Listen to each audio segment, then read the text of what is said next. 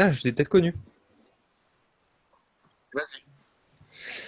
Bonjour à tous. Alors là, tout le monde est là, à peu près. Ouais, là, c'est bon, on va dire. C'est bon, Vincent, tout le monde est là? Et il y en Super. a 15, ouais. Ok, je vais ouvrir la partie conversée. Ok, super. Alors, bonjour à tous. On va être dans une présentation sur créer son application sans coder. Concernant les questions, donc vous pouvez poser toutes les questions que vous souhaitez dans la partie conversée. Vous pouvez les écrire au moment où vous le souhaitez. Je ferai peut-être des pauses pendant la présentation pour regarder un petit peu les questions. Sinon, on regardera à la fin dans la partie questions tout simplement. Si on essaie d'avoir le temps quand même, parce qu'il y aura beaucoup de choses à montrer, donc on va essayer de se donner le temps pour traiter les questions. OK? Donc voilà, on va commencer dès maintenant. Donc bonjour à tous. Aujourd'hui, on va parler de comment créer son application sans code. Donc, on va parler d'applications. Voilà, je vais mettre comme ça parce que du coup, sinon, on ne voit pas tout. Rapidement, je m'appelle Thibaut Marty. Donc, moi, je suis formateur et maker spécialisé en no-code. Donc, rapidement, j'ai créé une plateforme qui s'appelle AutoTools qui permet, aujourd'hui, c'est la première plateforme française de formation au no-code. Je suis expert Bubble et Adalo qui sont des outils no-code que vous allez pouvoir voir aujourd'hui. On va pouvoir un petit peu vous montrer ce que ça donne.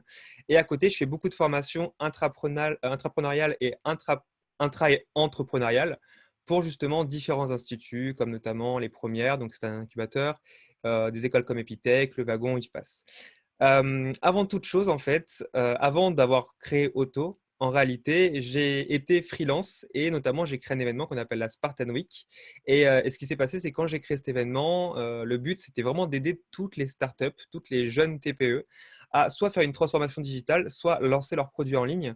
Et ce qui s'est passé, c'est que beaucoup, donc vous le savez très, très certainement, il y a un gros taux d'échec. En général, on parle de 90% d'échecs dans les 3 ans pour une startup.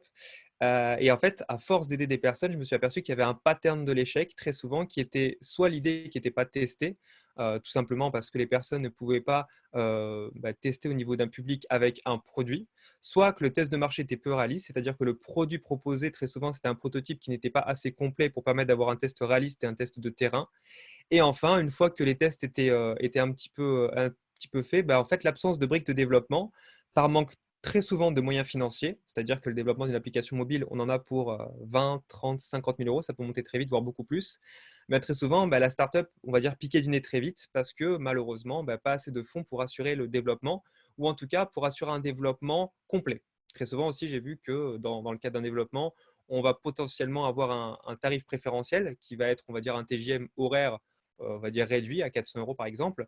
Et on va dire que votre application, elle a un objectif d'être développée jusqu'à X% qui va correspondre à un développement moyen. Et tout ce que vous voulez pour améliorer votre produit, ça va être de la facturation en plus, c'est-à-dire un TJM supplémentaire et des améliorations qui vont coûter beaucoup plus cher. Et donc, dans ces cas-là, très souvent, c'est la petite chose qui manque à la startup pour aller plus loin et donc se lancer correctement. Jusqu'à présent, on va dire, quand j'ai lancé cet événement-là, en ayant fait pas mal en ayant eu pas mal d'apprenants et en voyant tout cet échec se répéter, je me suis dit que malgré les prototypages complexes, les études et tests de marché poussés, finalement, on n'arrivait jamais à avoir quelque chose de viable, tout simplement parce que le MVP codé, à ce moment-là, c'était quelque chose d'obligatoire. C'était le seul moyen clairement de tester son produit. Il faut savoir qu'aujourd'hui, vous avez beau avoir un prototype, vous avez beau avoir quelque chose qui est très joli à regarder, s'il n'y a pas quelque chose que les gens peuvent tester, ce n'est jamais un test réellement validé. Ça va être quelque chose qui est très joli à montrer, à proposer, peut-être en campagne marketing, mais tant qu'il n'y a pas d'utilisabilité, on ne pourra jamais dire que son produit marche vraiment. Parce que finalement, le fonctionnement, c'est le plus important.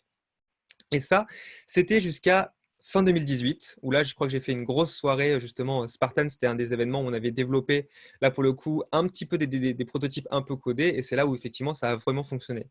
Sauf qu'en début 2019, on a eu une surprise dans la communauté.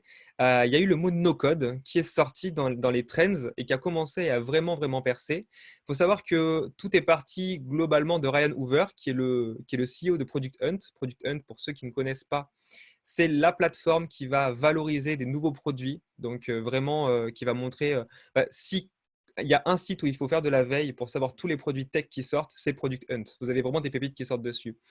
Ryan Over a fait un article sur Medium qui s'appelle The Rise of No Code et il a commencé à tweeter en disant qu'aujourd'hui, de plus en plus de startups se lancent dans la création d'outils qu'on appelle no-code, c'est-à-dire qui ne nécessitent plus de code pour produire quelque chose et qui même permettent de développer des solutions qui sont similaires à de la production dite développée. Et pour le coup, on a vu aussi apparaître à ce moment-là des plateformes comme MakerPad, qui est parmi l'une des premières plateformes mondiales d'apprentissage de ces outils no-code. Il n'en a pas fallu plus longtemps pour m'inspirer. Et ce qui est intéressant, c'est qu'on a vu, là, je vous ai mis un peu les Google Trends de l'époque. On a commencé à voir les termes no-code et là, je vous ai sorti trois outils principaux qu'on utilise en no-code, Bubble, Glide et Adalo. Et on voit les Google Trends qui ont énormément évolué. Donc, vraiment, on part de décembre 2018, c'est un petit peu timide. Et là, on voit les trends qui évoluent. Et globalement, niveau prédiction, on dit que 2020 et 2021 vont être vraiment les années charnières du no-code. D'ailleurs, on va en parler un peu plus tard parce que je dis le mot no-code, mais vous allez voir qu'est-ce que j'introduis derrière. C'est du développement sans code. Et vous allez voir aussi qu'il y a eu un contexte actuel qui a vraiment fait une émergence du no-code assez forte. Je reviens sur mon histoire. Une fois qu'on a découvert ça, je l'ai intégré à ma solution à la Spartan Week et surtout, j'ai découvert que aujourd'hui, le no-code, finalement, par rapport au développement informatique, c'est une évidence. On part d'un prototype plus ou moins complexe.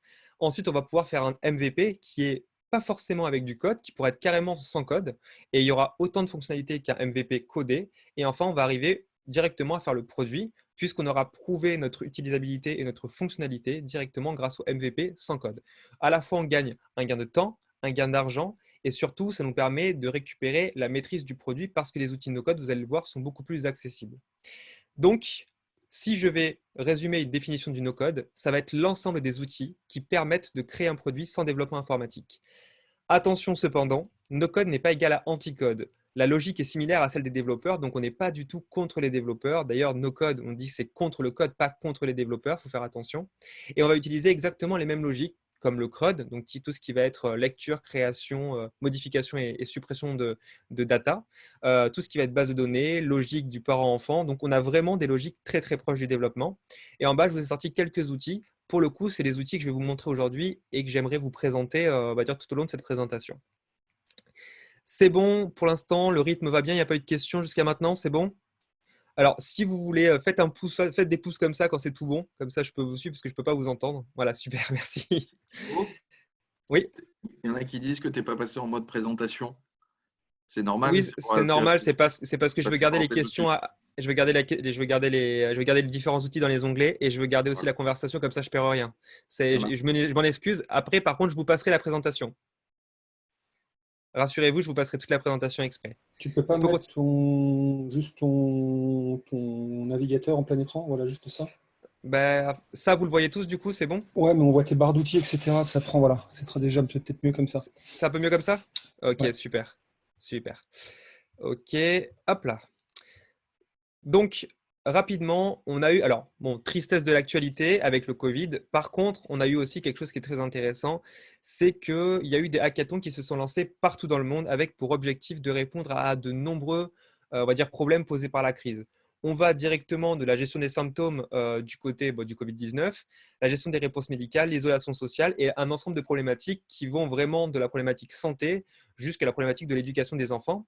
Et on se retrouve sur le principe que le hackathon, c'est de développer une solution, on va dire une solution tout simplement, tech ou pas, très rapidement.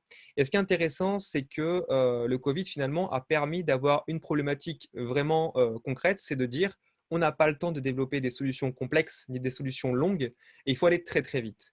Et on a vu fleurir un ensemble de solutions no-code, notamment avec un outil qu'on appelle l'outil Glide, Glide Apps, qui permet de créer des applications à partir d'une Google Sheets. Et on a vu en 2 semaines plus de 75 applications lancées. C'est-à-dire qu'en moyenne, une application Glide, c'est on va dire, allez, une journée, 2 journées de travail.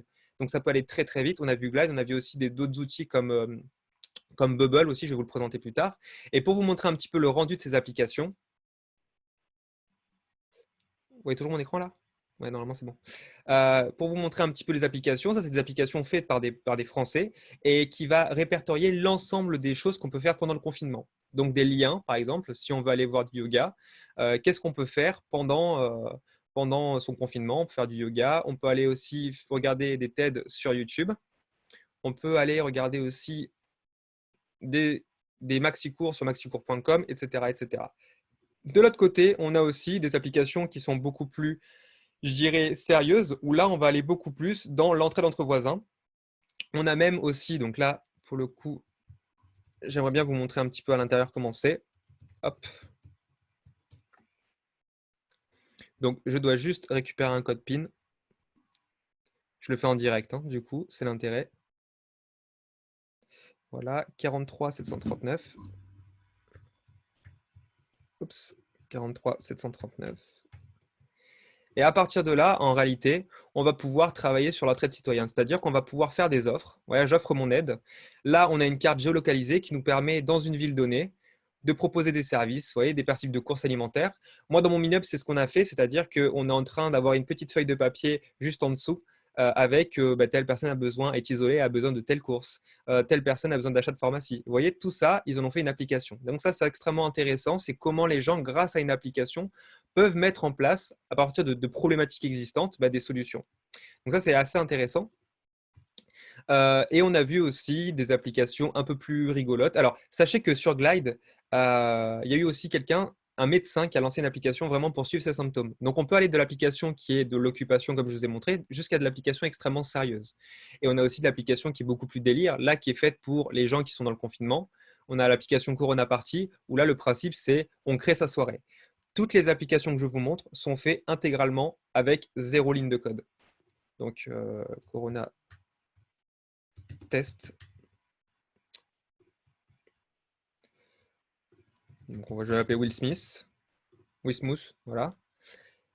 Et donc, vous voyez, là, c'est un endroit où on a des pièces. Et dans ces pièces-là, on peut rencontrer d'autres personnes.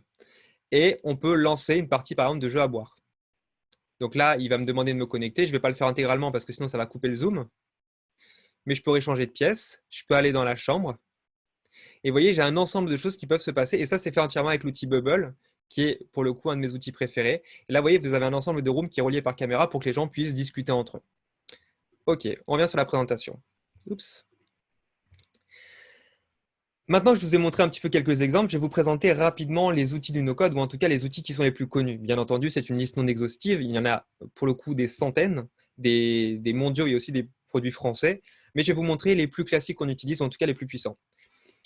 Il faut savoir qu'on va distinguer deux types d'outils. Je vais distinguer d'abord tout ce qui va être les outils qui permettent de créer des produits, donc tout ce qui est manipulation de la base de données. Je vais appeler ça de la programmation visuelle pour que ce soit plus simple pour tout le monde. Et je vais distinguer aussi les process, donc l'autre catégorie qui va être tout ce qui est manipulation des données provenant d'API tierces. Les API, pour ceux qui ne savent pas, ce sont des éléments qui vont permettre de relier des applications entre elles. Et donc, justement, ces applications-là vont permettre de communiquer et d'envoyer des données et donc d'échanger des informations. Tout d'abord, Glide App. Alors, Glide, ça va être l'outil que je vous ai présenté qui vous permet de faire des applications comme Helper. Ce qui est très intéressant avec Glide, c'est que la base de données, alors attendez, je vais juste essayer de vous le montrer. La base de données, elle est faite uniquement à travers une Google Sheets. Je vais vous montrer la gueule que ça a. Donc, si vous préférez, imaginez, vous avez un tableur que vous avez vérifié sur Google Sheets, comme beaucoup font. En fait, ce qui va se passer, c'est que vous allez avoir des données qui vont être disposées dans votre Google Sheets et Glide va se contenter de les afficher sous une forme visible et qui va permettre aux utilisateurs d'utiliser sous forme de template ces informations-là. Par exemple, ici, les applications que vous voyez, c'est tout à fait un système où vous voyez, vous avez des lieux sur une carte. Ces lieux sur une carte permettent de cliquer et d'avoir accès aux détails de l'application. Vous avez le lieu, vous avez une vidéo qui présente le truc, vous avez des adresses, etc. etc. C'est classé par ordre. Et si vous regardez bien la donnée qui est ici, si je vais regarder la tête de la base de données, finalement, c'est une Google Sheets classique. C'est-à-dire que c'est quelque chose que vous avez rempli au moins une fois dans votre vie, qui est découpé en différents éléments avec différentes tables qui vont être des onglets finalement dans votre base de données, à la fois les attractions, les éléments pour apprendre, donc on va dire une base de données différente. Et voilà, donc vous avez tout ce truc-là qui va être finalement retrouvé sous une forme d'application, sous une forme de template. Et si vous regardez bien, ce qui est intéressant, c'est que vous avez tout un ensemble de modifications que vous pouvez faire qui va vous permettre d'afficher la donnée d'une forme différente à chaque fois. Ce qui ne change pas, c'est que la donnée qui est affichée, c'est toujours la même, c'est-à-dire que c'est la Google Sheets qui est derrière qui tourne. Ça, c'est une partie qui est assez intéressante parce que ça vous permet de mettre un pied dans l'apprentissage de la base de données pour les applications no-code. Maintenant, on va parler d'un second outil que j'aime beaucoup. Alors, tous les outils que je vous présente sont à forfait gratuit. Alors, 2 petites secondes, il faut que j'ouvre à quelqu'un. Ah non, c'est bon. Hop là. Voilà. Excusez-moi. Donc, la plupart des outils que je vous présente ont une version gratuite, donc qui vous permet totalement d'utiliser cette solution-là. Je remets mon fond vert. Et donc, je vais vous présenter Adalo. Alors, Adalo, c'est quoi? C'est que c'est une application qui vous permet de créer des applications mobiles et qui est très fort parce que pour le coup, on va faire une application par un système de drag and drop.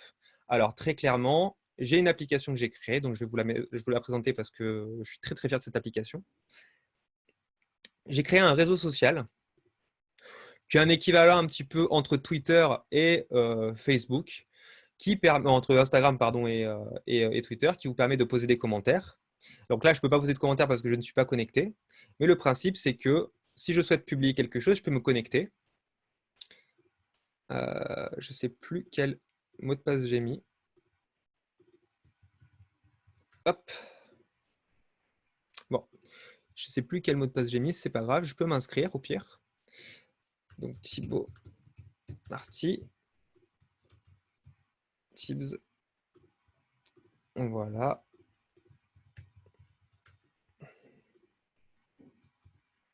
On va mettre ça, hein, comme ça on ne va pas se perdre. Je peux prendre une photo. Donc là, très rapidement, est-ce que je peux retrouver ça?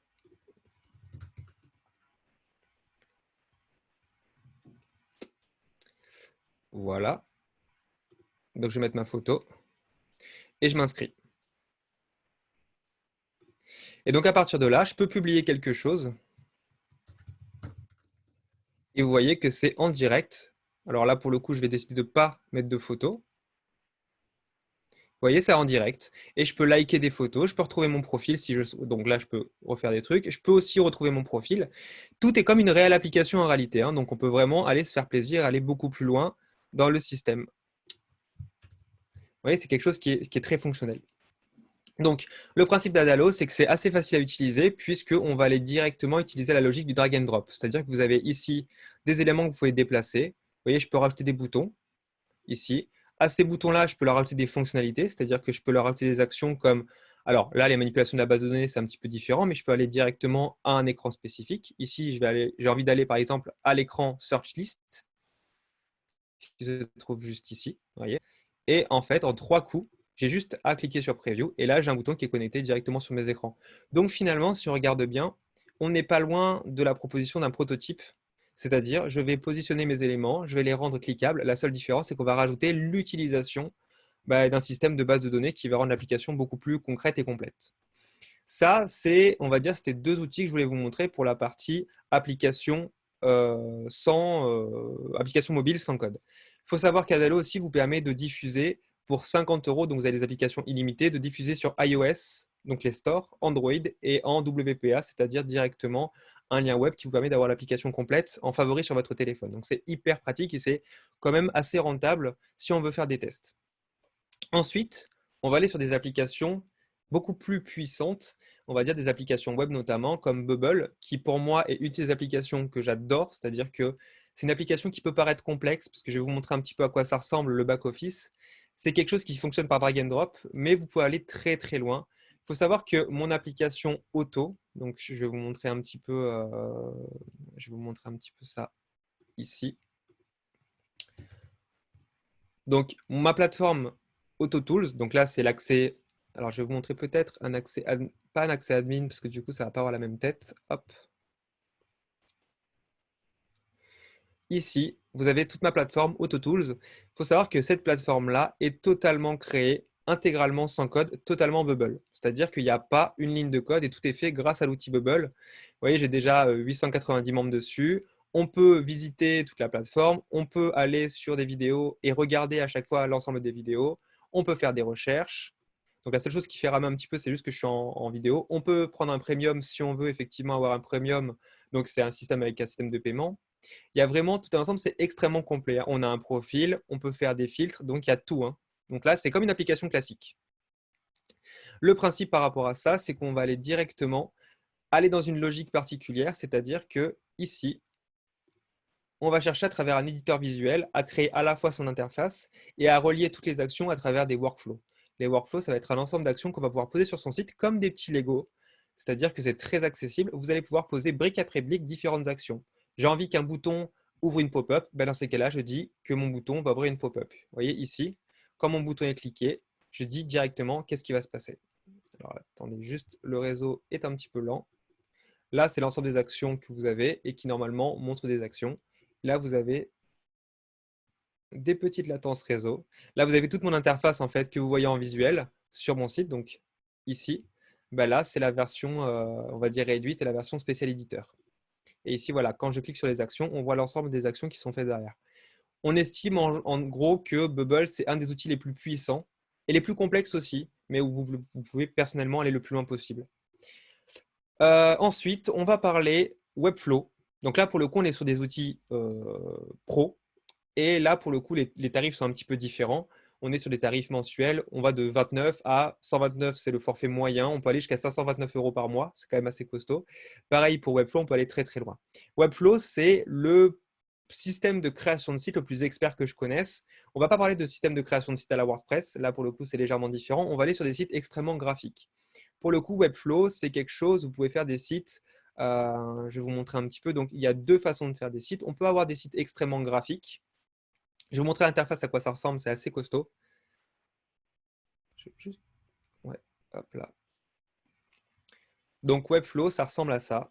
C'est une interface, si vous êtes un peu designer, si vous connaissez le HTML, CSS, c'est des interfaces, vous voyez, où on peut avoir accès aux différents éléments, donc aux différents styles. Vous voyez, on a accès à tout ce qui est en fait CSS avec des fonctionnalités que vous pouvez consulter dans le CSS, c'est-à-dire les margins, les paddings, etc. Et à gauche, vous avez tout ce qui est logique de la grille de CSS avec tous les éléments que vous pouvez ajouter au fur et à mesure. Et vous avez une partie CMS, c'est-à-dire une gestion de la base de données qui permet d'afficher des éléments. Je vais vous montrer un peu ce que ça donne. Donc ici, c'est un clone de Welcome to Jungle, hein. Donc on a un ensemble de sites ici, un ensemble de propositions, et ça va nous générer des pages dynamiques qui vont nous permettre de postuler directement à une offre d'emploi. Et le fait de postuler, ça correspond avec d'autres outils qu'on va utiliser comme Airtable, qui est un autre outil no-code que je ne présenterai pas aujourd'hui, mais qui est très intéressant aussi en termes de no-code. Ça, c'est des outils, on va dire, qui nous permettent de faire un petit peu des choses dynamiques. Je vais vous montrer maintenant Webflow ce que la puissance de Webflow permet de faire en termes de visuel, parce que l'intérêt de Webflow, c'est de faire des sites qui sont vraiment, vraiment, vraiment très beaux. Et notamment, je vais vous montrer un site qui est assez connu, en tout cas dans la communauté. C'est que Webflow permet de faire des animations aussi bien que ce qu'on pourrait trouver dans des logiciels d'édition, je ne sais pas moi, des logiciels où on pourrait aller vraiment dans l'édition avec des animations assez profondes. Alors, je vais vous montrer normalement le truc qui s'appelle Moon. Voilà. Ça, je vais vous montrer ce site-là. Ce site-là a été fait intégralement sans code. On est vraiment digne de Apple, en fait, hein, en termes d'animation. Donc voilà, ça se lance.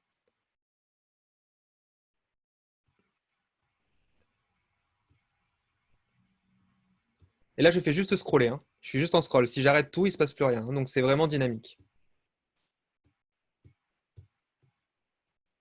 Vous voyez, je redescends, hop, je remonte, je redescends. On est sur quelque chose quand même d'extrêmement pro. Et il faut savoir aussi que le SEO est très très bien foutu parce qu'ils sont vraiment adaptés à Google et aux optimisations nécessaires pour le SEO, c'est-à-dire le référencement organique. Et donc Webflow est parmi l'un des mieux classés par rapport à ça. Et vous voyez, à la fin, vous avez un menu aussi. Donc voilà, vous avez tout un système de site classique, hein, tout simplement. Ça, il faut savoir que voilà, c'est pas parce que vous faites du no-code que vous reniez sur des fonctionnalités ou que vous reniez sur de la performance ou de l'usage. C'est totalement faux. Aujourd'hui, on n'est plus du tout à se dire, OK, on est du no-code, donc c'est quelque chose de bradé, c'est quelque chose de pourri. Ça, c'était les outils qu'on va appeler des outils d'application web ou de site web. Maintenant, on va parler des automatiseurs, des automations, ce qui permet d'automatiser en fait. Il y en a deux. Alors, certains connaissent déjà Zapier. Très souvent, Zapier, c'est celui qui est un peu le plus connu. Zapier, c'est un peu l'application qui vous permet de relier des applications entre elles. C'est-à-dire que vous pouvez, par exemple, très clairement, un des tutos qu'on enseigne le plus classique, imaginez que vous souhaitiez envoyer un devis. Donc, le truc le plus chiant qu'on fait très souvent, c'est qu'on crée un devis à partir du nom du client et on envoie ce devis par mail. Alors, qu'est-ce qu'il faut faire? D'abord, on prend le client, son email, son prénom, les informations. Très souvent, c'est des informations en plus qui sont déjà stockées sur une Google Sheet. Donc, on va juste retaper les informations deux fois. Une fois qu'on a fait ça, on va donc tout faire. Ensuite, on va prendre son email, créer un email et envoyer directement le mail au client. Ce système-là, une fois que vous l'avez fait 10, 20, 100 fois, c'est toujours la même chose. Vous pourriez automatiser ces tâches et ça, c'est quelque chose que vous pouvez faire par Zapier. C'est-à-dire que vous prenez votre Google Sheet et vous dites, voilà, toutes les nouvelles lignes qui sont ajoutées à ma Google Sheet, eh ben, il suffit à chaque fois que je crée une nouvelle ligne de remplir mon Google Doc, c'est-à-dire mon système de facturation avec des cases vides. Ça va remplir le nom, l'email, le prénom, l'adresse.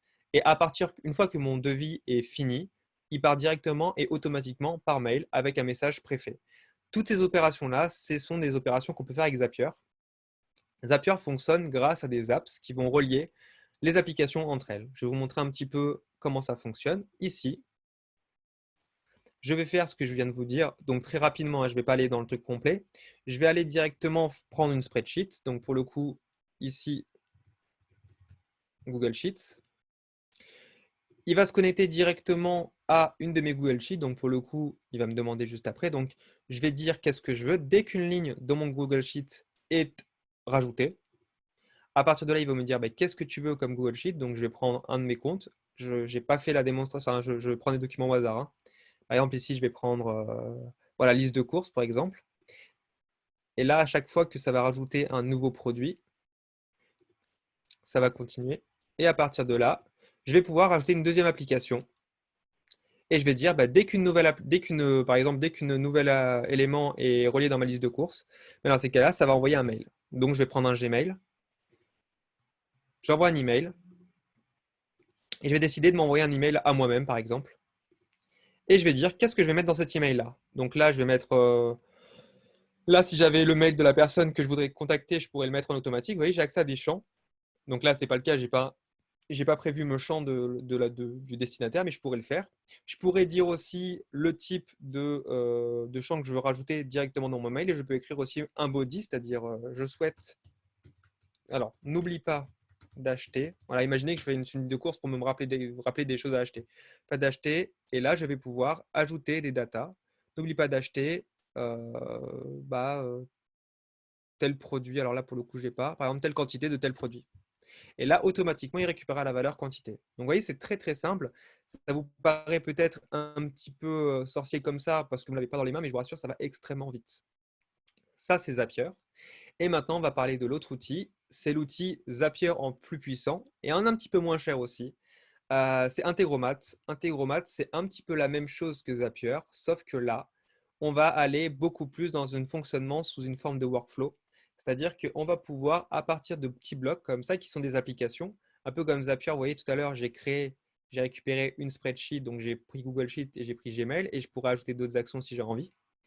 Et bien là, je vais faire la même chose, sauf que ça va être des petits blocs. Et là, ça va être un peu plus compliqué, je vous l'accorde. Là, c'est clair que ça va être plus compliqué. Par contre, on va pouvoir faire du parallélisme, c'est-à-dire qu'on va pouvoir lancer plusieurs actions en parallèle. Et pour vous montrer un petit peu à quoi ça ressemble, il existe déjà des templates un peu préfaits qu'on peut retrouver directement sur Integromat. Je vais regarder scénario.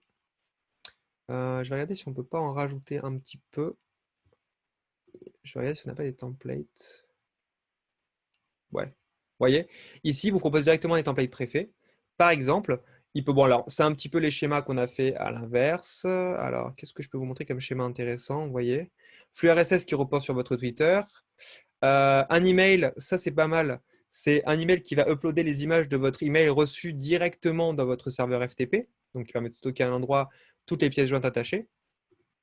Ou carrément, on a des applications qui sont assez costauds. Alors, je crois qu'avec voilà, des trucs comme ça, c'est assez intéressant. C'est que ça, c'est un système à travers l'outil Super SaaS qui vous permet de faire un ensemble de booking, en fait, une réservation booking. C'est-à-dire que vous avez un système qui, à chaque fois qu'il y a une réservation, va être réparti dans les différents Google Calendar de votre équipe, par exemple. Et ça, c'est vraiment les trucs qui se manipulent et qui vont aller très loin. Du moment que c'est visuel, ça permet d'aller très, très loin. Voilà, Facebook Group vers Slack, ça aussi, c'est très, très puissant. C'est que dès que vous avez un message de votre groupe, ça c'est pratique parce que sur les groupes Facebook, je ne sais pas si vous avez vu, c'est très compliqué d'avoir une notification. Grâce à ça, vous pouvez directement récupérer ces messages directement sur votre Slack d'entreprise. Donc ça, c'est extrêmement pratique aussi. Ça se met en place en 3 minutes. C'est extrêmement puissant parce que c'est déjà tout fait. Donc en fait, il suffit de cliquer dessus et vous avez toutes les options à rajouter. Vous voyez, c'est super et vous dit directement de faire les connexions. Donc voilà, je vous ai présenté les 6 outils. Je suis content parce que je voulais absolument vous les présenter parce que je trouve que c'est des outils qui gagnent à être connus. Et encore, je vous épargne Airtable, je vous épargne pas mal d'outils comme Parabola, comme ActionDesk, qui sont des outils extrêmement puissants, mais qui finalement sont encore plus. Enfin, vas-y, on va revenir tout sur le reste. Oui, effectivement, Integromat, c'est très puissant. C'est plutôt complexe quand on n'est pas, quand on connaît pas trop, mais une fois que c'est en main, franchement, ça fait des miracles, quoi, hein, on va le dire comme ça. Alors, maintenant, parlons des bénéfices pour son entreprise. Il faut savoir que un produit no-code, ça permet de produire un équivalent de développement. À côté, j'ai une agence no-code et je peux vous le dire, on est 5 à 8 fois moins cher que le prix d'un développement classique. Tout simplement pourquoi? Ben parce qu'on est sur un développement déjà qui est plus itératif, qui est plus progressif. On peut découper plus facilement et surtout, vous avez une logique de sprint et de lean startup qui est extrêmement puissante puisque finalement, vous êtes sur un outil qui est très visuel. Vous n'avez pas de perte, vous n'avez pas un aspect back-office qui doit être refait. Tout est déjà quasiment préfait. Donc, on gagne de l'argent. On gagne du temps. Pourquoi? Parce que, comme je vous l'ai dit, on a des fonctionnalités qui sont déjà préfaites et donc on gagne énormément de temps sur des trucs basiques comme la connexion Facebook, comme le fait d'avoir un système de connexion. Très souvent, ce sont des templates qui sont très souvent génériques et qui peuvent être refaits, des templates. Et surtout, vu que les outils sont accessibles, vous avez la maîtrise de votre produit et ça, c'est extrêmement pratique puisque j'estime qu'une startup ou une entreprise, elle n'a pas pour objectif de tout savoir et d'avoir de l'expertise, de savoir comment le produit est fait, mais de maîtriser à minima son produit pour évoluer sereinement, c'est essentiel. Ça évitera, notamment ce que je vois extrêmement souvent, c'est, j'appellerais ça des échecs allez, à 20 000 euros, 30 000 euros, puisque la personne ne connaît pas la technologie et qu'elle se fait un petit peu avoir par des développeurs, ça peut arriver aussi. Pour les règles RGPD, finalement, comme un développement classique, c'est-à-dire que vous faites ce que vous voulez par rapport à ça, c'est vous qui mettez vos règles. C'est-à-dire que l'intégration d'informations, c'est vous qui gérez les cookies, c'est vous qui gérez la récupération d'informations. Alors, pour la RGPD, je ne suis pas le plus compétent. Je vous renvoie vers Alexandre Barthélémy qui sera plus compétent que moi. Mais il faut savoir que là, il n'y a pas d'action illégale. Tout se passe sur le site, en fait.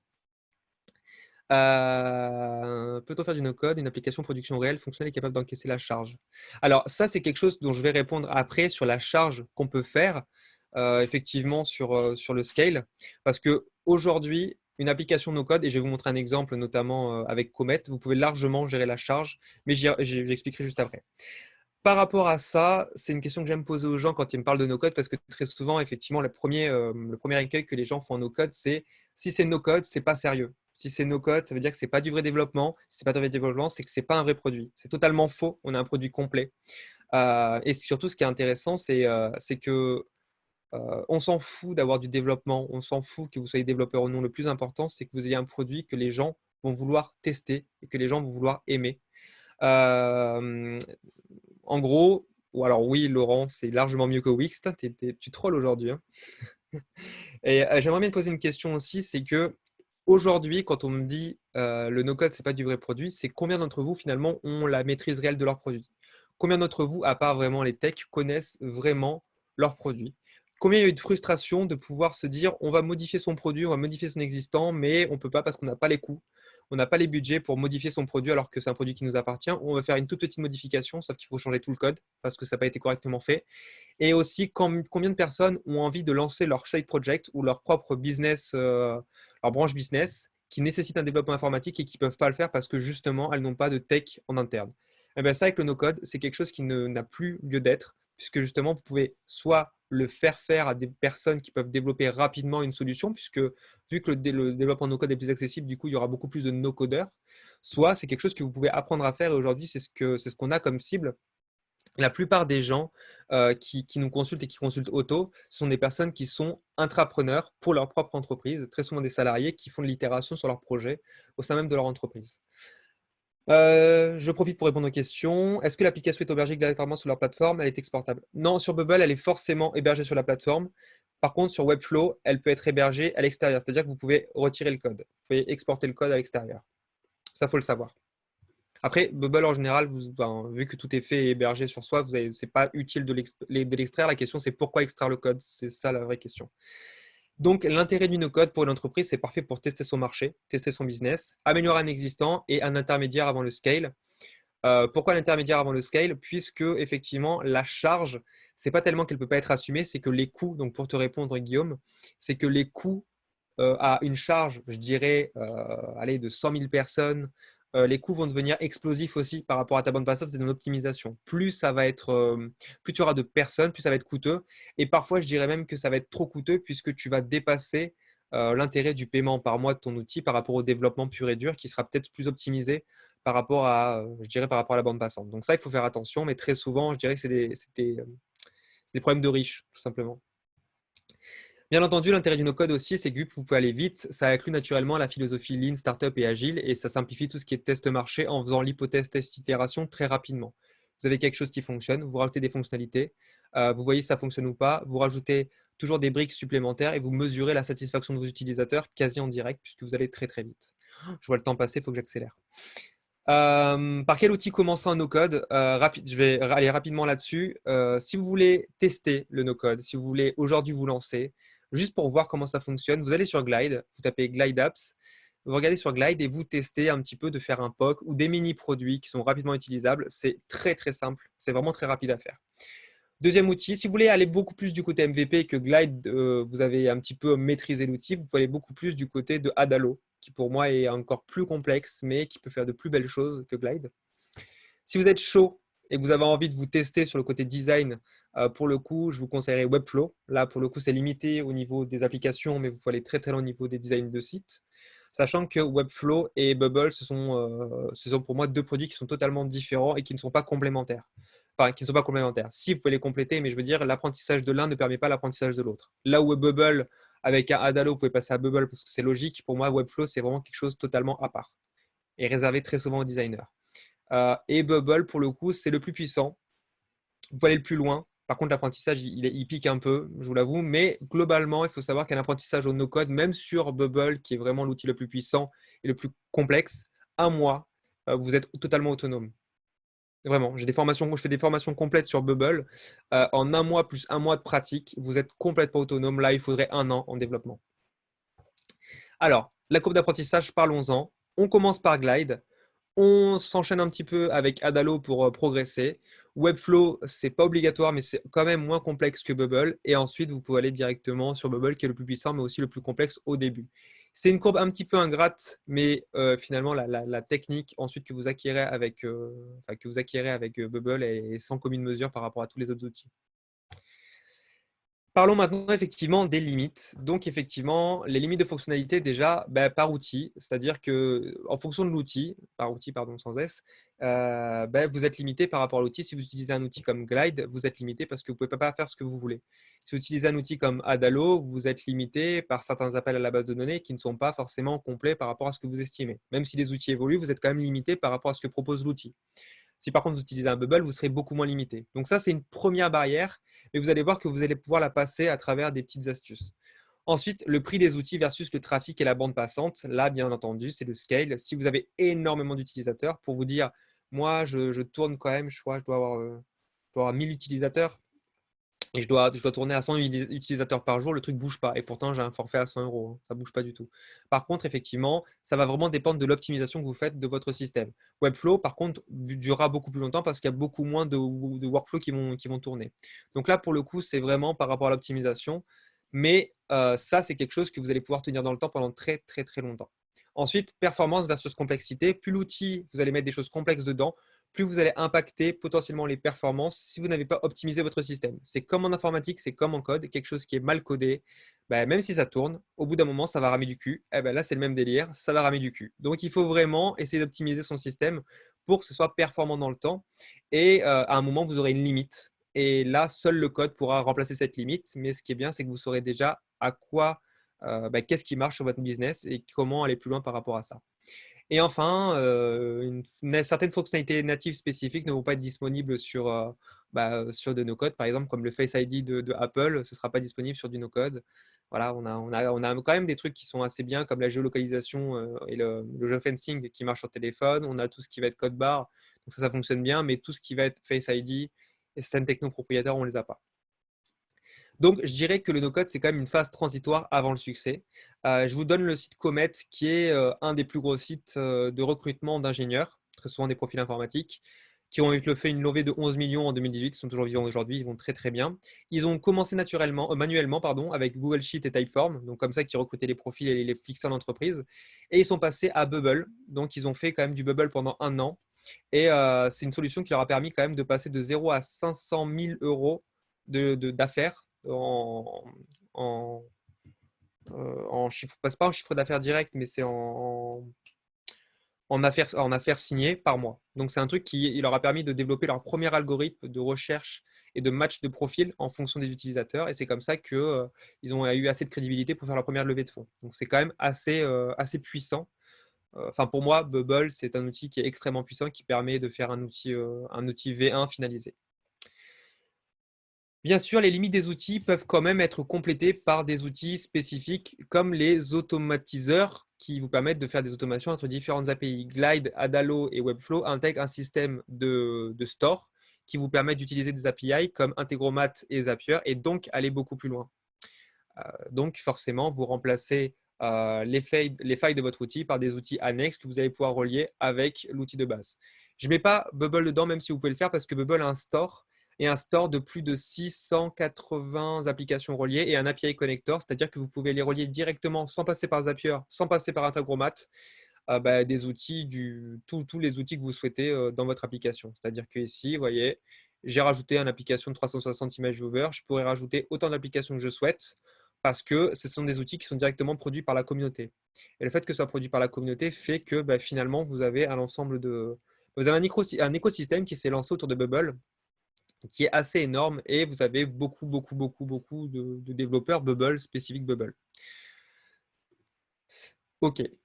Dans tous les cas, les outils no-code, c'est la brique pour moi qui est essentielle, qui s'interface, comme je vous l'ai dit au début, entre le prototype et le produit finalisé. Vous pouvez largement faire un MVP et avec Bubble, vous pouvez aller carrément faire de la V1 de votre produit. Et pour moi, c'est essentiel. Rapidement, les cas d'usage. Un cas d'usage, par exemple, très clairement, si vous souhaitez créer une application mobile avec un système de prise de rendez-vous géolocalisé, ça se fait en 3 minutes grâce à un glide. Le but, c'est de valider une prise de rendez-vous. Vous avez même directement dans les templates un template de prise de rendez-vous qui est déjà fait juste ici. Vous pouvez vous amuser très très rapidement à faire quelque chose comme ça. Vous voyez. Pour tester, vous avez juste à cliquer sur Share et vous pouvez vous amuser. Je vais le mettre dans la conversation ici. Ici, par exemple, hop, voilà. Ensuite, vous avez, si vous souhaitez aller plus loin, vous pouvez faire une application avec Adalo. C'est une marketplace d'ajout et de vente de produits en mode marketplace. Donc là, je vous mettrai de toute façon, vous avez les liens directement sur la présentation. Vous pouvez les tester vous-même si vous avez envie de vous amuser. Vous voyez, hop, ça apparaît directement ici. Si vous avez envie de créer un site web de recrutement à la Welcome to Jungle, ça, c'est un petit peu sur Webflow qu'on a fait, je vous ai présenté tout à l'heure. Et si enfin vous souhaitez créer une application web de formation avec des vidéos, ventes et espaces membres, c'est moi-même ce que j'ai créé avec AutoTools.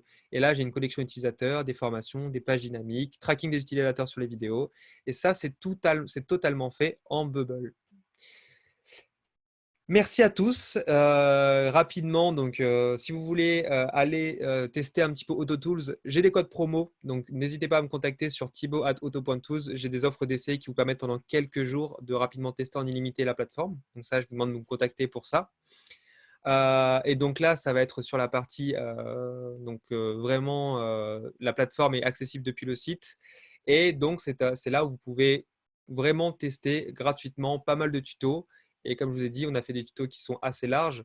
Vous avez autant des tutos pour créer donc des clones, qu'on appelle des clones, c'est-à-dire des refontes d'outils qui existent déjà pour créer la clone de la ruche Kitiwi, par exemple, ou de refaire un Tinder, ou de refaire un Netflix, comme des éléments qui vous permettent à travers des automatiseurs de générer et faire signer ces devis automatiquement. Vous voyez, j'en ai parlé juste ici. Vous voyez, après, et à chaque fois, bien entendu, on a mis la partie où vous pouvez consulter le rendu. Donc là, c'est assez intéressant. Vous voyez, par exemple, on a créé ça sur Webflow pour s'amuser un petit peu. Donc là, on est vraiment sur des outils qui sont très utilisables. Et c'est assez fou de voir tout ce qu'on peut faire directement en no-code. On a une chaîne YouTube aussi si ça vous intéresse pour voir quelques vidéos et où commencer. Et au final, on a aussi une petite agence, agence-nocode.fr, qui permet de créer sous la logique du développement de no-code. Donc, si ça vous intéresse, je sais que ça peut être quelque chose qui peut être intéressant pour des personnes qui aussi ont envie de tester le no-code, d'avoir le côté agence pour ceux qui veulent développer quelque chose spécifiques avec des technologies un peu plus itératives. J'en ai fini avec la présentation. Je voulais vous laisser un maximum de temps pour poser des questions sur la présentation, sur les outils. N'hésitez pas, vous pouvez y aller. Je suis un petit peu allé vite à la fin. C'était juste pour vous laisser le temps de poser des questions. Alors, comment on te... Vincent, pour donner la parole, toi, tu fais comment? En fait, il la demande Ok, dans le conversé, ça c'est plus simple. d'accord. Bon, ben, je vous laisse faire la demande sur Converser, si certains ont des questions ou pas.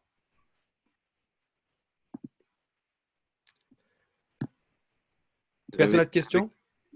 Tu avais des questions sur Bubble, là, par exemple, est-ce que l'application est hébergée obligatoirement sur leur plateforme ou elle est exportable? J'ai répondu, pour le coup, c'est directement hébergé sur la plateforme. Ok.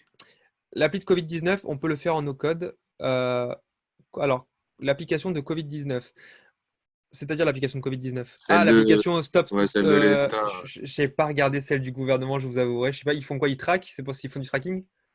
Ouais, mais c'est tracking Bluetooth. Donc, Je sais, je sais pas, on peut faire du no-code avec de l'hardware. On peut utiliser des technologies Bluetooth BLE, on peut faire des trucs comme ça. Après, on peut le relier avec des outils comme IFTTT qui vont permettre de faire ça aussi. Je n'ai pas toutes les infos sur la techno parce que j'ai pas regardé l'application tout simplement, je ne me suis pas renseigné là-dessus. Faudrait elle voir en fait, ce existe, serait une bonne. elle existe pas encore, hein. Ah, d'accord, ok. Mais par exemple, vous voyez, les outils de formulaire, j'ai vu des personnes qui se sont amusées à faire des applications en no-code justement pour créer des formulaires de sortie. Même si c'est pas légal parce que ça n'a pas été validé, c'était quand même à l'ordre du jour et ça a été fait en 1 ou 2 journées, quoi. Combien de temps est nécessaire pour faire un site correct? Bah alors Alexandre, là, ça va vraiment dépendre de l'outil que tu vas utiliser. Je dirais pour le coup, là, j'ai présenté des outils assez complexes. Donc pour le coup, si c'est des sites Webflow, en 3 jours, tu as un site complet. Bubble, avec une application, je dirais en 1 semaine, tu peux avoir quelque chose d'un peu complet. Si tu es bien débrouillard, moi, en 1 journée, vu que je suis autonome, en 1 journée, je peux faire quelque chose. Je dirais avec l'apprentissage, en 1 semaine, tu peux faire quelque chose sur du Bubble. Glide, c'est vraiment 4 heures. En 4 heures, tu as une application, tu peux aller loin. Adalo, je dirais en 2 jours aussi, tu peux faire quelque chose d'intéressant. Là, je suis en train de créer une application, par exemple, pour mes voisins, parce que justement, je me suis aperçu qu'il y avait la problématique, vous avez vu, on l'a vu tout à l'heure, du côté des fiches qu'ils ont fait sur Glide, vous savez, les demandes de voisins. Ben, moi, je me suis dit, plutôt que d'avoir une fiche où les personnes vont aller à chaque fois poser le nom, la demande sur des courses, j'ai créé un système de solidarité voisin où le principe, c'est on est en train de faire une application où en fonction de qui demande, alors hop, vous voyez, on a une application un peu plus velue là. Soit tu veux livrer des courses à tes voisins, soit directement tu fais une demande de courses à tes voisins. C'est-à-dire que là, tu as une demande, tu rajoutes autant de produits que tu veux, ça te fait un système où tu as une étiquette avec tout ce qu'il faut pour payer. Et à partir de là, tu vas prendre une photo de ton ticket de caisse, donc parce que tu as acheté des produits pour la personne. Et à partir du ticket de caisse, la personne va te rembourser via un paiement Stripe. Donc on est sur des trucs quand même qui fonctionnent assez bien et sur des trucs un peu costauds. De l'autre côté, on est aussi en train de faire sur Adalo notre propre application Covid. Donc on appelle ça GeoCovid. C'est une application qui permet de noter ses symptômes et d'être redirigé sur un hôpital. Donc par exemple, donc là on a fait ça vraiment pour s'amuser, hein, hôpital Nord, hôpital de la Timone. On peut voir le site, on peut prendre rendez-vous et dans la prise de rendez-vous, on va indiquer ses symptômes. Congestion nasale, toux sèche, frisson. Voilà, et une fois qu'on a ça, on va dire on veut prendre à telle date et on va prendre rendez-vous. Là, on n'a pas fait la connexion encore parce qu'on n'a pas finalisé, mais voilà, on est en train de s'amuser là-dessus. Et donc, vous voyez, là, si je vous montre le back-office, voilà, on est vraiment là-dessus. Une fois que la prise de rendez-vous est passée, on se retrouve au niveau de la base de données, au niveau du côté de l'hôpital qui va lui-même récupérer tous les rendez-vous. On a encore fait un confinement. Alors, un conseil pour une application qui lit nos codes et intelligence collective pour récupérer les données. Alors, moi, je vais manquer qu'est-ce que tu appelles l'intelligence collective pour récupérer les données? C'est une application style des notes communes? Non, il peut Kevin? prendre la parole, hein. Ah, bah, prenez la parole si vous le souhaitez. Oui, bonjour. Ce que je voulais dire à travers ça, c'est par exemple envoi de questionnaires, de notes pour Bien récupérer un sûr. maximum de données et analyser derrière, on va dire plus ou moins en autonomie, quoi. tu peux le faire à travers toutes les applications. Ce qu'il faut savoir, c'est que vu que ça va être centralisé, du moment que la personne elle a une instance, c'est-à-dire que tu crées un système de connexion et qui se fait très très facilement, bah, elle te peut t'envoyer des éléments et tu peux directement les récupérer dans la base. Tout ce qui va être inscrit, tu peux dire bah, à chaque fois que quelqu'un inscrit un mot quelque part, il va être enregistré. Et toi, tu auras une application qui va être, je dirais, une application admin où dans ces cas-là, tu récupéreras l'intégralité de la base de données, que tu veuilles la consulter sur mobile ou sur desktop, parce qu'il faut savoir que Adalo permet de faire aussi, par exemple, des applications qui vont être sur un format, je dirais, ordinateur. Donc ça, c'est assez pratique. À partir de là, oui, oui, c'est totalement quelque chose de faisable. C'est même quelque chose de facile à faire, je dirais. D'accord, merci. Comment se connecter à des API propriétaires? C'est possible. Alors, sur la plupart des outils comme Adalo Glide, c'est pas forcément possible. On peut le faire avec Adalo, mais il faut se connecter. Vous voyez, c'est un compte payant qu'il faut pour le faire. Donc là, c'est un petit peu différent.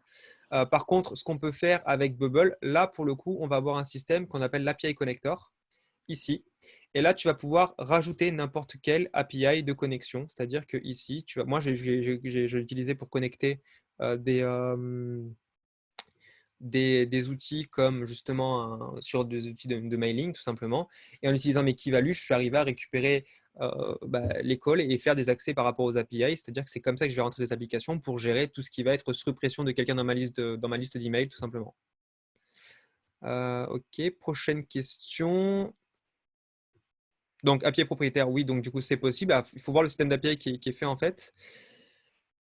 Encore en confinement. Effectivement, Laurent, selon la date de confinement, je pense que certaines personnes vont être expertes en no-code, hein, tout simplement. Est-ce que vous avez d'autres questions, si vous voulez prendre la parole? Oui, bonjour, j'ai une question. Oui. Il y a quelqu'un qui parlait en même temps, peut-être? Ah oui, il y a deux personnes. Ouais. Allez-y. Ok, merci. Au niveau d'Adalo, on ne peut pas se connecter à des API, que c'est avec la version payante, oui, par contre, c'est ça? Alors, faut voir parce que du coup, la version. Alors, moi, j'ai pas de version payante d'Adalo pour le coup. Me semble-t-il, tu peux te Alors, en fait, j'ai une autre connecter question. J'ai une autre ici, question, voilà. du coup, qui est peut-être plus importante, c'est comment être sûr de choisir la bonne plateforme pour créer sa première version MVP, son POC ou sa V1? Parce que j'aurais Alors, peur de me lancer dans un premier je logiciel et me comprends, oui. rendre compte que c'est pas le bon, et monter doucement et perdre 3 fois le temps. Alors, très souvent, les applications. Alors, déjà, l'apprentissage, il n'est pas perdu parce que les outils sont vraiment. Ils communiquent entre eux. Donc, déjà, de base, la logique de la base de données, une fois que tu l'as sur un outil, tu les as sur tous. Donc, ça, c'est assez pratique. Par contre, effectivement, ce qui se passe, c'est quand tu connectes aux API, par exemple sur Adalo, donc déjà, tu peux regarder Adalo API, ça va te donner des informations par rapport à ce qui est connectable. Et les outils évoluent beaucoup. C'est-à-dire qu'il y a une semaine, on n'avait pas l'application Maps, maintenant, on l'a. Et on peut rajouter ça. Enfin, on peut voir que l'outil évolue aussi. Tu as aussi un ensemble d'outils qui peuvent être paramétrés. Alors, je crois qu'on peut rajouter pas mal d'outils spécifiques en plus et de faire des setups d'autorisation avec, par exemple, un Airtable. Et je crois que ce n'est pas le seul API que tu peux te connecter. Mais ça, de toute façon, on est en train de le travailler pour quelque chose de beaucoup plus. Voilà. Alors, attention. Au niveau des voilà. Tu as Airtable, Zapier, Stripe et Mixpanel au niveau des connexions extérieures. Et je crois que c'est une partie des intégrations. Il y a d'autres intégrations qui vont arriver bientôt. Donc, Adalo, ça va être parmi les choix qui sont les plus intéressants. Aujourd'hui, si tu veux tester quelque chose, il faut savoir que la plupart des applications sont gratuites pour tester. Donc, tu peux aller aussi loin que tu veux. Et c'est un bon test en fait pour démarrer et pour se faire une idée de ce dont on a besoin ou pas. Et surtout qu'il faut savoir que ton test, il ne va pas prendre 3 mois. Quand tu dis investir du temps, il ne va pas prendre 3 mois. Ça va prendre en réalité une journée. Au bout d'une journée, tu sauras déjà où tu veux aller. Donc, c'est déjà Ok. un truc assez intéressant. Et en plus, tu as le confinement pour profiter. Ok, on est pas mal occupé en confinement. Oui, oui, Du mais coup, du c'est coup quelque chose qui quand même peut être intéressant ne serait-ce que tester pour voir comment la logique nous plaît. La logique de l'outil nous plaît, ça peut être pas mal. est-ce qu'on peut c'est ma dernière question, après je laisse la parole aux autres, est-ce qu'on peut te payer une prestation d'accompagnement pour nous aider à choisir par rapport à un cahier des charges les bons outils ou les bonnes pratiques et gagner du temps? Alors, tout à fait. Nous, on a plusieurs offres. Pour l'instant, on a une offre classique sur le site, tu peux consulter. On a une offre où on laisse, pour le coup, c'est vraiment le côté sur l'apprentissage des outils, sur les vidéos. On a aussi une offre d'accompagnement au développement. C'est une offre particulière qu'on réserve à des personnes qui ont déjà appris des outils. Mais très souvent, ce qu'on va faire, c'est qu'on va guider les personnes à travers un apprentissage. On va créer des parcours pédagogiques sur des outils en fonction du cahier des charges. Le but, c'est là, pour le coup, pour 300 euros, par exemple, nous, ce qu'on fait, c'est un audit complet du besoin.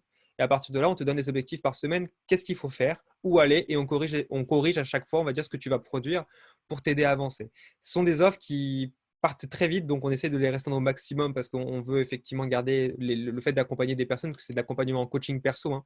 Mais oui, c'est quelque chose qu'on fait et que le no-code permet de faire. L'accompagnement au développement avec des personnes qui n'ont jamais développé. Donc ça, c'est cool. Oui, donc c'est possible. Ok, merci. La deuxième question, c'était de qui du coup? C'était moi. Oui.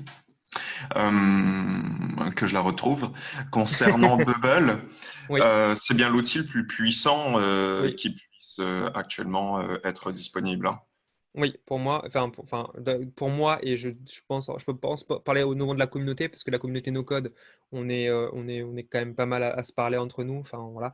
Je peux t'assurer que c'est l'outil aujourd'hui le plus puissant. Ok, d'accord. Je verrai ses limitations au fil d'utilisation dans ce cas. Oui, mais je pense que c'est une limitation qui va plus être de l'ordre je dirais, de la bande passante par rapport à tes workflows que tu vas faire ou pas correctement. Au niveau de tes logs, tu pourras consulter ça. Aujourd'hui, tu peux vraiment, vraiment aller très, très loin. C'est plus une limitation vraiment de l'ordre financière par rapport à tes workflows, enfin par rapport à la bande passante. Rien au niveau technique ou très, très peu au niveau technique. Justement, concernant la scalabilité chez Bubble, il s'agit de quoi exactement? Est-ce qu'on en sait plus? Alors, la question, c'est, en termes de chiffres, tu estimes à combien? Qu'est-ce que tu estimes en Je- termes de scalabilité? Franchement, j'en ai aucune idée. J'en ai vraiment aucune idée. En fait, ce que je voulais savoir, c'était ses limites, tout simplement. Bah, aujourd'hui, on parle de limites. Si c'est pour, je dirais, aller. Je pense que Bubble peut tenir la charge avec 1000, 2000 jusqu'à 5000 personnes par jour connectées. Donc, soit vraiment en connexion simultanée. Il faut savoir que ça va vraiment dépendre. euh, Ça va vraiment dépendre de ce que tu as mis derrière en technique. Si c'est que de l'affichage, tu n'auras aucun problème. Pareil, si tu fais des workflows qui communiquent directement et qui sont faits sur le serveur, tu n'auras aucun problème. Donc, en fait, tu as 10 000 façons de faire des choses sur Bubble. Ce qu'il faut savoir, c'est qu'aujourd'hui, la seule limite, c'est que si tu as un problème de charge à un moment, tu vas pouvoir optimiser ton propre système. Il faut savoir que des grosses boîtes sont sur Bubble pour que Comet tienne pendant un an. C'est que le truc vraiment tient le coup. Par contre, effectivement, si tu es sur, je dirais, allez, c'était 10 000 utilisateurs par jour, je te poserai une autre question, c'est qu'est-ce que tu attends pour avoir un produit développé? Si tu gagnes de l'argent à côté de 10 000 utilisateurs par jour, c'est qu'il faut peut-être que tu évolues sur quelque chose d'autre en attendant, que tu développes une autre Effectivement. solution. Donc pour moi, c'est vraiment, c'est ça, c'est la prisme qu'il faut voir comme le fait d'aller beaucoup plus vite et d'être hyper productif. Et au moment où tu n'en as plus besoin, tu peux le lâcher parce que tu auras déjà tout ton cahier des charges de fait grâce à Bubble. C'est un outil extrêmement puissant pour un développeur parce qu'il sait exactement quoi faire derrière. Il n'y a plus d'hésitation.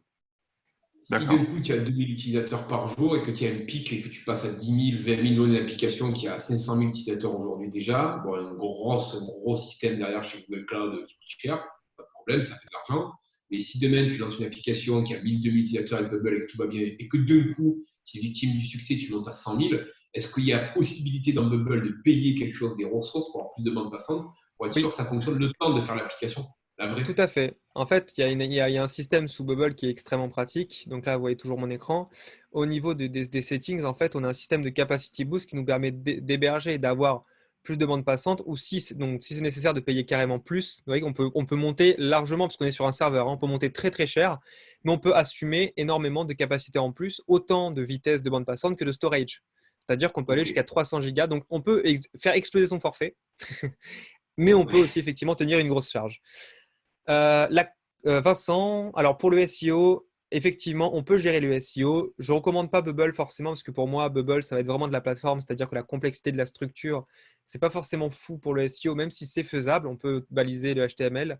Par contre, effectivement, pour les performances SEO, je conseillerais Webflow, peu importe l'outil que tu fais, il va être hyper performant. Pourquoi? Parce que Webflow a vraiment un système hyper, en fait, SEO compliant obligatoirement. Et enfin, Laurent, quelles sont les solutions qui ne sont pas obligatoirement SaaS? J'en connais deux, trois, Wappler, par exemple, comme Wappler, mais je ne trouve pas l'intérêt pour moi. Toutes les autres solutions no-code, elles sont globalement SaaS. Euh, pour pouvoir basculer justement, quelles sont les solutions qui sont obligatoirement. Alors, je ne comprends pas la question. Quelles sont les solutions qui sont obligatoirement SaaS pour pouvoir basculer justement? Tu peux juste me préciser ou pas? Ok, bon, on parlera de cette discussion pour sortir du J'ai SaaS. j'ai une autre Ouais. question. Alors, juste attends, je réponds à Laurent Ouais. Jean. Pour sortir du SaaS, bah, en fait, le truc, c'est que le but, pour moi, c'est pas une bonne idée de sortir du SaaS, puisque comme tu as vu, c'est quelque chose d'intermédiaire. À part à Webflow, tu peux faire de l'export de site et que tu peux l'héberger ailleurs. Pour moi, les systèmes qui sont mis en place sont des systèmes complexes et il y a aucun intérêt réel à sortir du SaaS. Enfin, en tout cas, je vois pas une bonne raison de sortir du SaaS parce que ce serait veut dire qu'il faudrait que tu héberges avec beaucoup plus de couches de code qu'autre chose. Donc, pour moi, à part faire de la sortie de site en HTML, CSS, ou en un petit peu JS, je vois pas l'intérêt. Dernière question. Ouais, est-ce que ces outils sont complémentaires? Parce que tu dis Webflow pour le SEO, mais si on utilise Webflow comme plateforme, on peut pas basculer. Si, bon, regarde, moi j'ai mon site, il est fait en WordPress parce que je voulais avoir un WordPress en front. Donc Autotool c'est fait en WordPress, par exemple, et ma plateforme est faite sur un sous-domaine qui est fait totalement en Bubble. Et donc là, il n'y a aucun souci par rapport à ça. Ici, regarde, hop, Autotool, tu vois, l'URL va changer. Et tu vois, là, c'est un site différent. J'ai fait le Bordeaux qui est le même exprès, mais c'est le même, enfin, c'est deux sites différents, c'est deux technos différentes. Ça veut dire que tu peux faire un Webflow et un Bubble. Webflow, tu utilises tout l'avantage du SEO, en structure, et derrière, tu mets un Bubble pour avoir toute la complexité de l'application. Je n'ai pas expliqué parce que justement, on peut dans des combinaisons qui sont hyper intéressantes en termes de performance, parce qu'effectivement, là, on part beaucoup plus sur des couches d'apprentissage un peu plus dures, on va dire un peu plus pro. Mais oui, les outils sont combinables entre eux. Tu peux utiliser aussi un Adalo avec un Bubble, avec de l'iframe pour afficher. Et là, on peut combiner pas mal de choses. D'accord, merci. Bah, écoutez, merci à tous pour avoir participé à ce webinaire. J'espère que ça vous a enfin, que ça vous aura plu.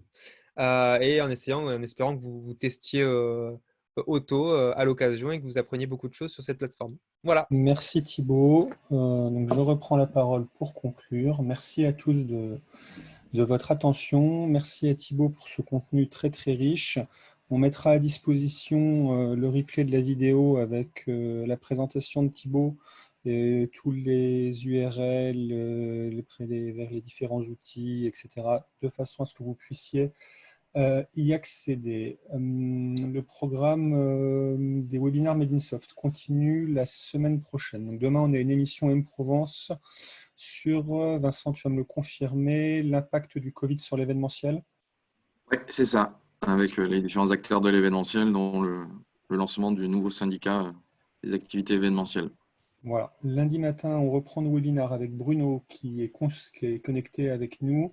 Donc, on va être un peu dans la continuité de ce qu'on vient de voir à l'instant, beaucoup plus orienté mobile avec comment construire son application mobile avec Shaper, qui pour le coup est une solution locale développée au Toulonnais par Bruno, qui est un de nos adhérents très impliqués chez Made in Soft et qui vous montrera aussi la puissance de ces outils. Mardi, on aura une nouvelle émission M-Provence dont la thématique sera, Vincent. Attends. Alors, je t'en qu'il trouve. Mercredi, Laurent, qui est aussi connecté, nous fera comment dire, une présentation de optimiser son SEO. On en a rapidement parlé. Et jeudi, on conclura ce premier cycle de séminaire par les outils du Figital. Le Figital, les nouveaux outils pour repenser sa relation client, avec notamment Minute Pass pour gérer vos plannings, vos files de rendez-vous, ou Sell & Sign, Alexandre Mermot, pour faire de la signature en ligne, validée, juridiquement possible, etc.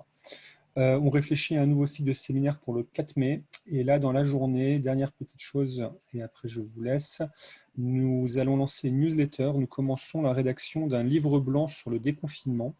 On part du principe que, vu la situation inédite, personne n'a la recette miracle. Donc, on fait un travail en intelligence collective autour de 7 thématiques sur lesquelles on va vous demander, si vous le souhaitez bien évidemment, vos idées, vos contributions, si vous souhaitez vous y intégrer. Donc, si vous êtes abonné à la newsletter Made in Soft, vous allez recevoir ça dans l'après-midi. 7 thématiques, 7 leaders.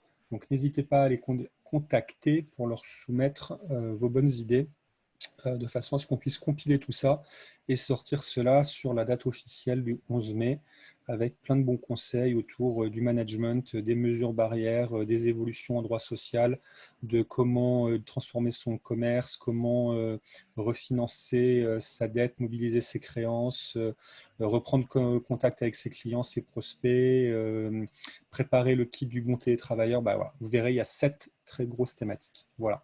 Et André étant parti, notre président, président, donc je prends sa place et je vous remercie une nouvelle fois tous et je vous souhaite une excellente journée. Avant qu'on conclue, Vincent, la thématique de mardi? Ce sera sur les initiatives locales, institutionnelles ou privées, durant le Covid. Parfait. Merci beaucoup, Vincent. Merci à tous. Excellente journée. Merci. Et Bonne je journée. vous dis à très bientôt. Bonne journée. Au revoir. Au revoir. Au revoir.